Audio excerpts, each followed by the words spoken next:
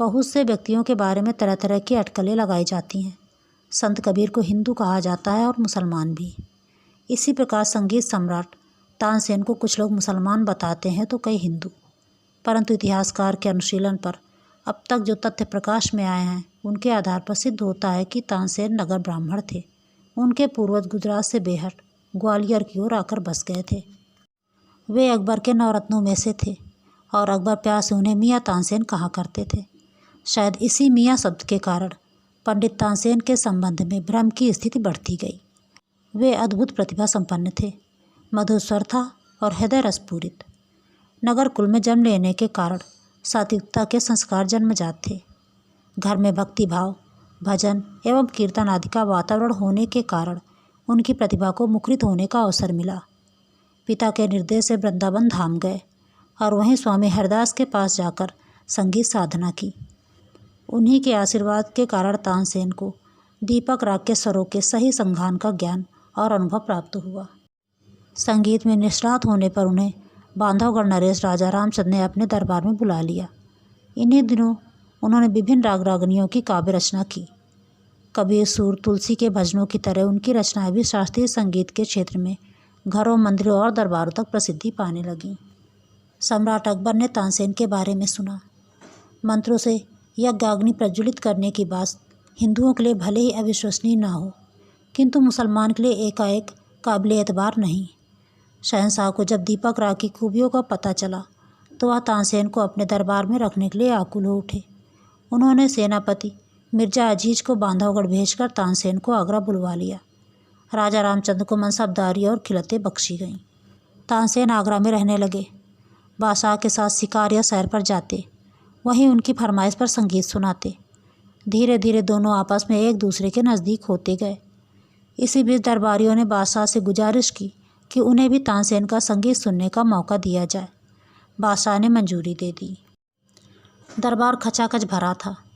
कुछ तानसेन के हुनर और इल्म की गहराई परखना चाहते थे, तो कई ऐसे भी थे जो दोष निकालने के लिए बेताब हो रहे थे।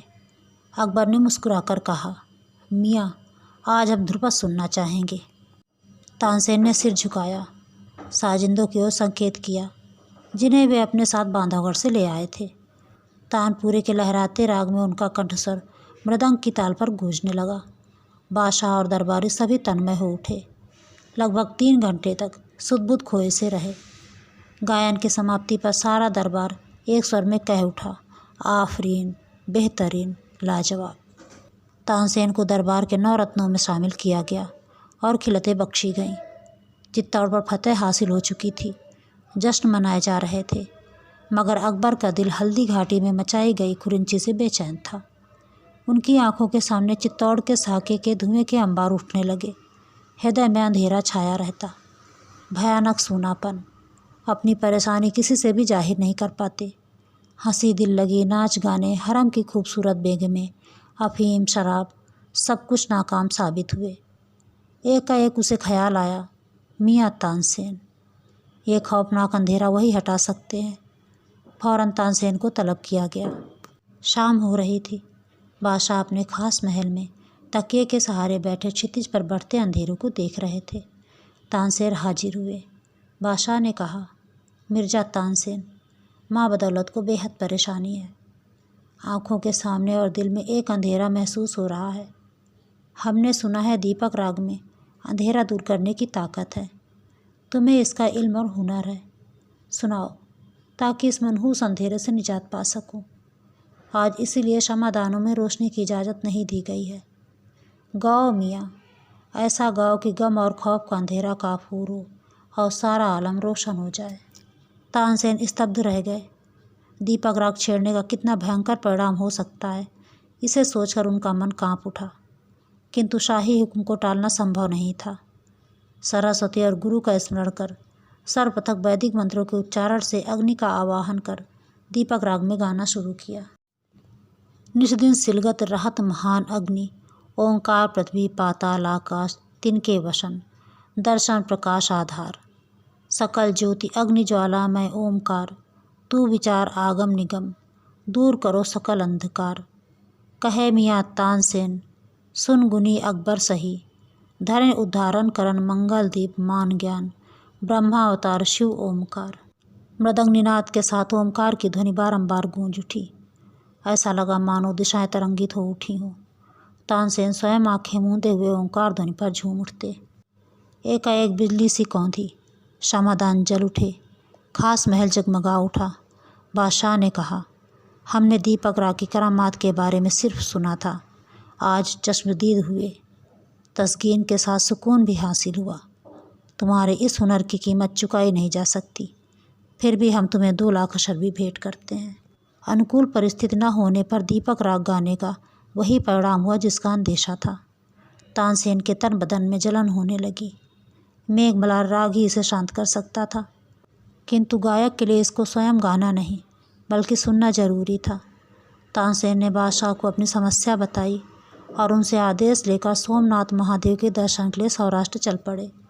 मार्ग में बड़नगर के शिव मंदिर में ठहरे। पूर्वजों की भूमि में आकर उन्हें मानसिक शांति का अनुभव हुआ।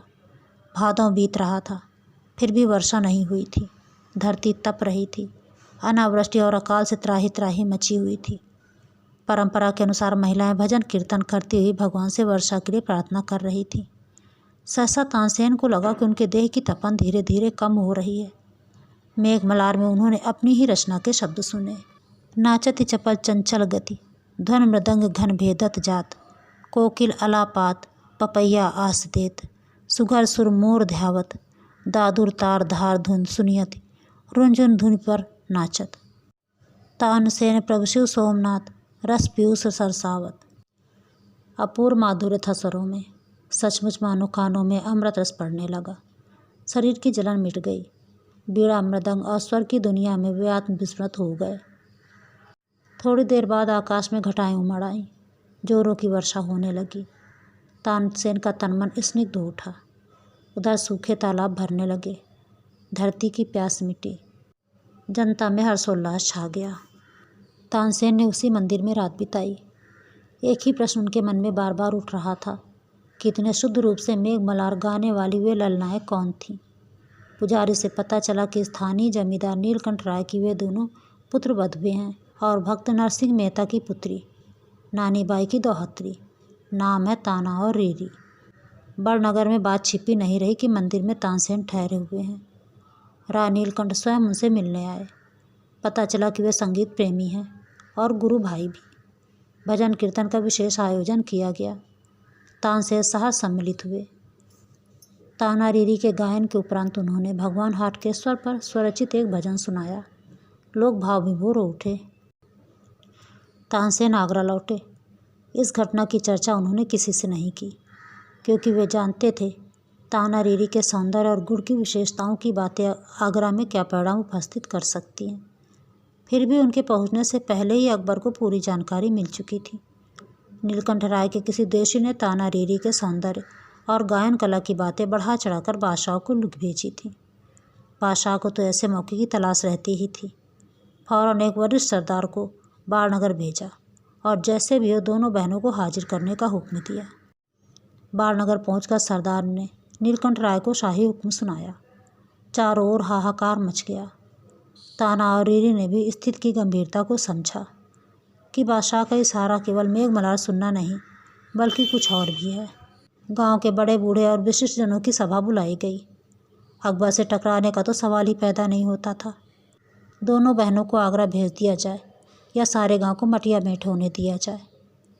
ताना और रीरी ने अपने ससुर और दादा को विश्वास दिलाया कि उन्हें आगरा जाने दिया जाए।